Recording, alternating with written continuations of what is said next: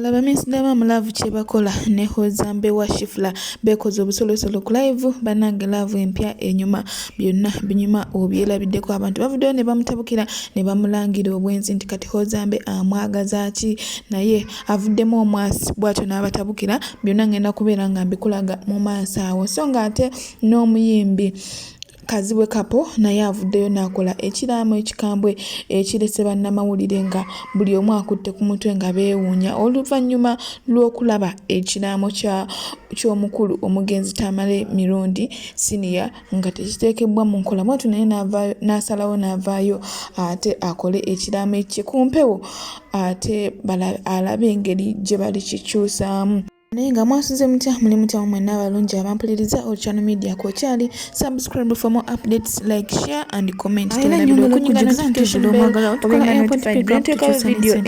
president delivery tusibe muri bya sente ate nga tusiba n'ebilo by'oku mikolo tukuguliza n'ebintu delivery nga mikwane nambange kwali ku screen mujje ku WhatsApp tuogerezeganye tuteese emyondo gyaffe giri wansi ddala ate nga jankuteesa buteesa tuwa abaana bo family yo tujje nabo ku airport tukukime tubalambuze bakulabe ng'olandinga byonna ku miwendo egya wansi ddala munnange jangu tuteese jangu ku WhatsApp tuteese tetusobola kubeera ate nga tulemererwa.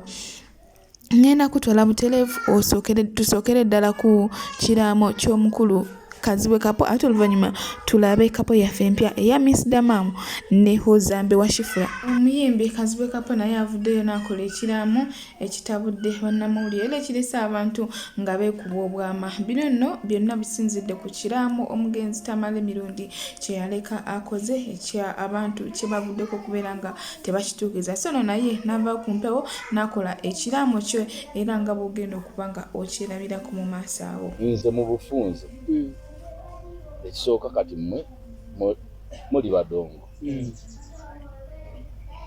teri ndongo ewange eddiini tekikiriza teri ndongo omukolo mujja kulekera bamasente babaddewo nga tuli ffenna sigamba nti nze nina omuzikiti oguntwala eno tuli ku mirimu naye muntu bw'afaddayo eri Katonda ngena omuzikiti ogukola ki nyina seeka wange era mu bintu by'okufa yabasinga obimanyi kati nga mutandika muwakanya kyakubiri kyakubiri sigenda ku National Theatre kubanga temugenda kumbikula kundala kakati mba nnonyeewo ki gwe mutagenda kubiga musanda mutandika ozibu enjula ekyokusatu bwembanga Mungu ampise nga mpitidde mu ddwaliro bwemvanga mu ddwaliro kuntwala ku muzikiti kunsaalira tunaza kunsaalira dayirikiti mu kyalo kunziika sige temunziza waka kutiisa bagenda kusigala mu nju nga balaba ekifaananyi ky'omufu ova mu ddwaliro n'oyita dayirikiti ku kijja abaana bano bagenda kusigalawo nga bawangaalira n'omukyala obalekedde ekifaananyi kati onkomyawo ke waka ne bakeko mu buliri ndye osigale mu sandali obusungu tokozesezza bungi sikola busungu wabula ndi mukulaga ekituufu abantu bano bambi bafuna ekifaananyi ekitavaawo omuntu nga yeebasaawo siga nti okwewako kibi osobola okufiira ewaka tekyebeereka naye nze ŋŋamba nze sigamba mmwe ofiiridde mu ddwaliro ate ekikujja mu ddwaliro bakuzeeka kiki ate bakugjeeka ate bakutwale ku nyumba ey'okukijja mu kyalo ate gyeri era emikolo gyayo gyakulisiivinga bakika kigweyagala kutwala direct mu kyalo gyoli omuyisiraamu ndoza n'okusuubira tosuula nga mbadde nfudde ku makya ate nsuliraki twanguyirira genda wa Katonda waffe ate taata wange yakola research so byebyo omukulu Kazibwe Kapo bw'atyo bw'ayagala okuziika kwe oba emikolo gy'okuziika kwe bwe giba gikolebwa nga tukyagenderera mu maaso tugenda ate ku baagalana ababiri oba kapo empya eya Miss Dama ne omukulu Hozambe wa Shifla ate olabe engeri gye basinzeemu omukwano ku live. Ekyaviridde ku ba TikTok in-laws okuyomba oyo mwana muwala mubuulire kudda ku app n'abasajja, singa yali Uganda, singa teyali mu kiyumba, singa kibaafu n'ebirala bingi nnyo ebyageddwa ebyaviiriddeko Miss Damama okunyiga naye bw'atyo n'avaamu omwasi. Weerabireko. Biki ebikuluma? Mwana nkwagala. Nkulinako crush, simanyi oba erigwawo.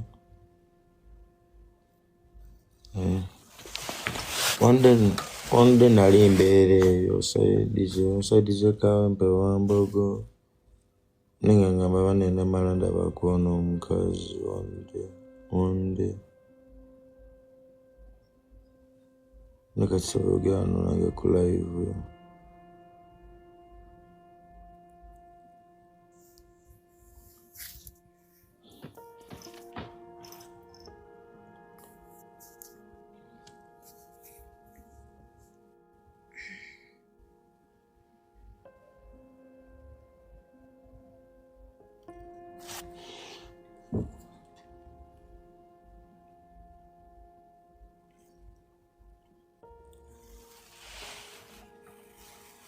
Miss.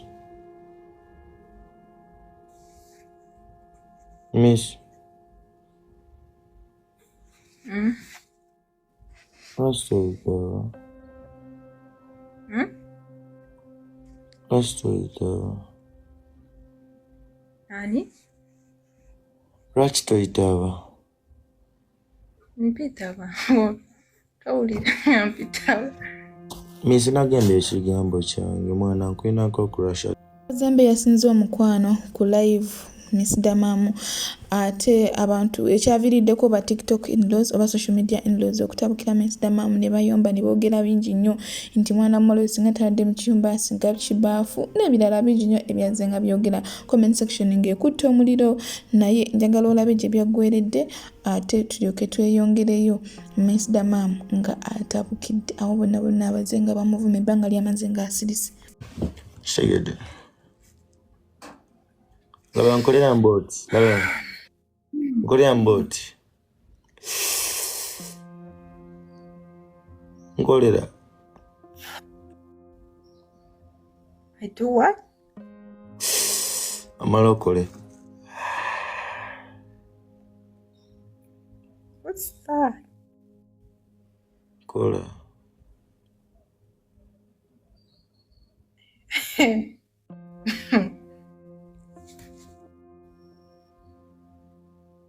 Kolera. Bitegeeza ki ebyo? Just you must scroll down. No kaka nakola mboti. Oh, like breathing and out. It's not like that. Agwe kikola nga bwe nkugambye.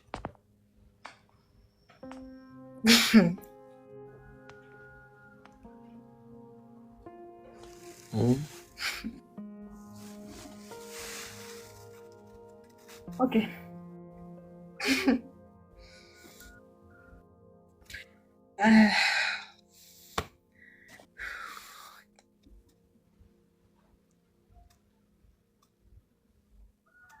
Ogambye nsi omuka malingo lumi right?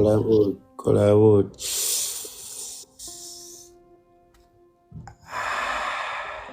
Yasoberenga sa akantu akaoma. Tosa mukasa akantu akaoma.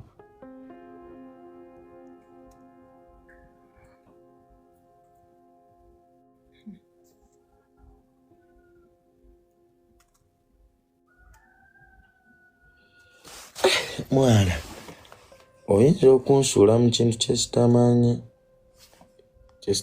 komawo. It's like you're very tired, you know.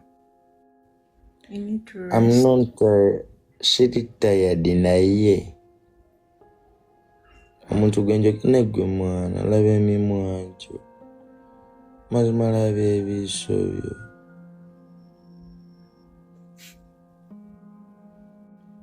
The way you smile,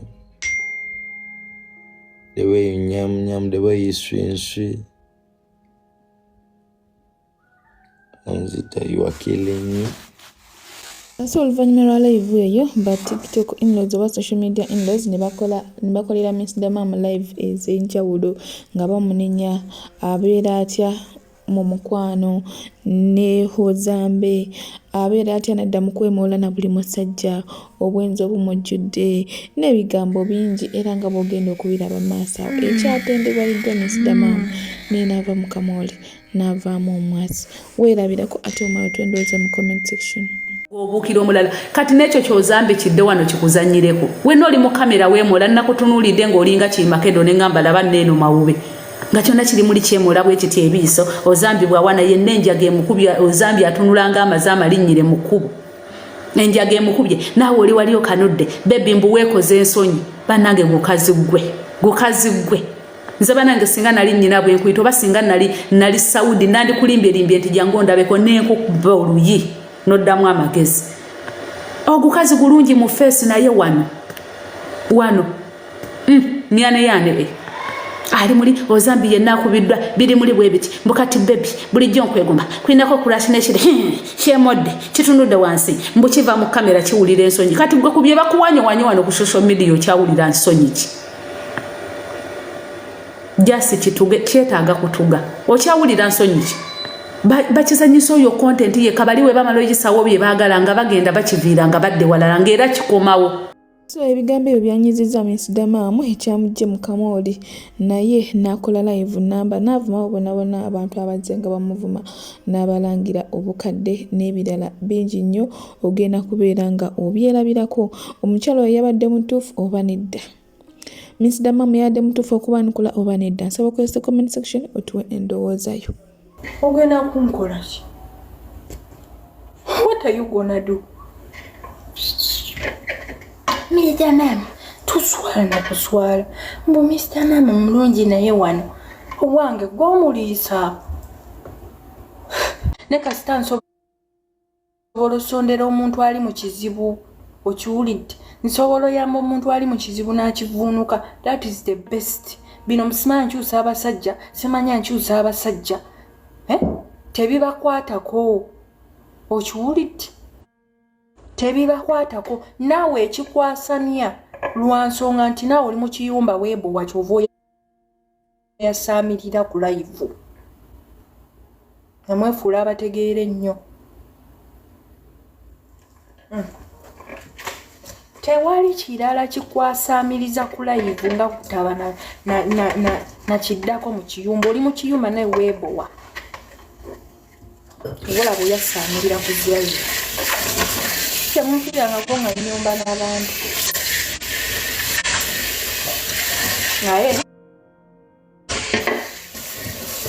Naye omwana ow'emyaka 2 asazeewo n'ayanukula kuba emyaka 5.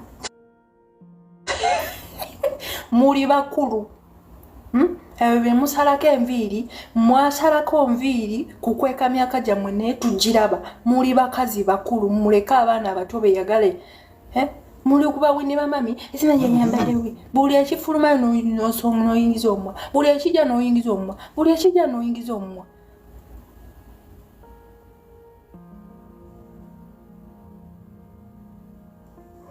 Aye nga mwegendereza mikwano gyange ku TikTok kuno be bantu abakola ebibakwatako. They don't gambo. Aye gino emifulejje gyakuna. Ogenda kunkola ki? Ogenda kunkola ki?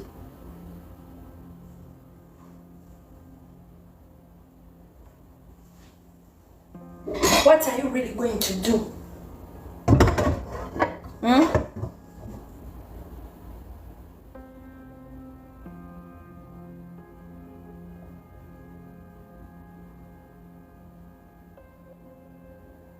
Kati lwenyambye abantu omuntu n'omuleta wano n'akola ki n'ayambibwa. Lwaki byo temubyogerako? N'okola live no appreciate. Miss Damam bambi tumulaba. Bambi yayambye. Bambi twamulabye yayambye. Nga byo temubipostinga. Lwaki mupostinga bibi byerere? Mwatabye mulaba nti bikuba si bibi. Twabadde tetuyomba. Twabadde tetulina gwe tukosa. Twabadde tetubayise kujja nga muzungira ku live zitabakwatako. Twabadde situbayise. Okiwulidde? Byebyo mwami wange byasibayo. nebuuzanga omwami wange lwaki abeera ng'ayomba kumbe bineno bye bimuyombya. Miss Diamond yakomyawo naggula olutalo era ne kwabo bonna abaavangayo oba abavuddeyo nga bayomba olw'ebifaananyi Winnie wa mami ne boyfriend we bye baatadde nga baselebratinga anniversary yaabwe. Timugamba Winnie wa mami yatadde ebifaananyi ng'ali bwereere omusajja nga yambadde biki ne temulina bye mulaga ebisambi byakulubuka y'ensonga lwaki temusobola kutanga Winnie wa mami bye yatadde giri gye emyaka gye n'ebirala bingi ogenda kuba ng'obyewulirako timu Winnie wa mami oba naawe ovumaganya ebifaananyi bye yatadde weerabireko ate tube nga tweyongerayo. Tofuna teri yadde ka vidiyo nga babawaana nti bannegundi ng'onyirira tekaliyo. Bannange ab'emyaka 4 batabukidde ab'emyaka 2 oba busungu bwakuba nti mutusinga obukulu oba busungu bwakuba nti mwe temwabikolako myaka gyammwe. Owange nze simanyi nakumanya omuntu eyeyambalidde akagoye ke ayambadde bubi akunani teyeewa kitiibwa busungu bwakuba nti gwe wakula bubi tosobola kubwambala mwenna mwayiikayiika ebisambisambi temusobola okiwulidde abaana mubaleke beeyagala abakola obulungi. Okiwulidde ababitegeera bo basangira bawaana. Oh my God, Winnie wa mami you look gorgeous. Babitegeera naye mwe ababitegeera nemwa abatabitegeera nemwasama. Winnie funta obutama jakukuba ebibi kogambye.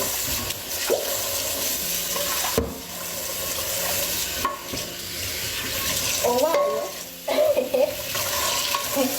ngenda kukomawo Uganda mu mpa obutwa mbadde ngenda kulya wammwe ekyemisana wabula mutwesonyiwe. Ebyo Miss TikTok abalangidde era n'abagamba mwesonyiwe naye nga nebaza bilala b'evidiyo yange to the end nolabula nga tuzikipinze mukawo ndi musimusa akatonako kyosinga okwagala nenyongera okujjukiza ntuzula omwagalwa omuna enamba yaffe kweri ku screen tu inbox nga tukuzuulira omwagalwa otegere omuntu gw'oli naye ddala kituufu akwagala oba nedda. Tukola airport pickup services zaffe nungi emiwendo gyaffe giri wansi ddala kuliko ne free wifi ate nga ebbeeyi yakuteesa buteesa jangu ku WhatsApp twogerezeganye otunyonyole tubuulire olina mmeka tetusobola kubeera ate nga tulemererwa.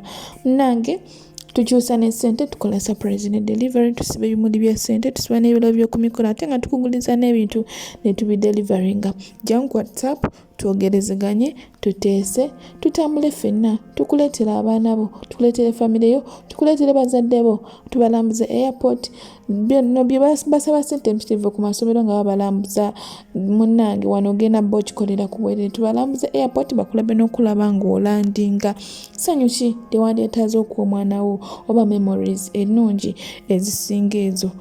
Jangu mu inbox tutambule ffenna jana airport pickup tojja kubeera ate nga wejjusa. Ochan Media Kochali, subscribe for more updates, like, share and comment. Tewerabira okunyinga notification bell obenga notified bwe ntekayo video empya.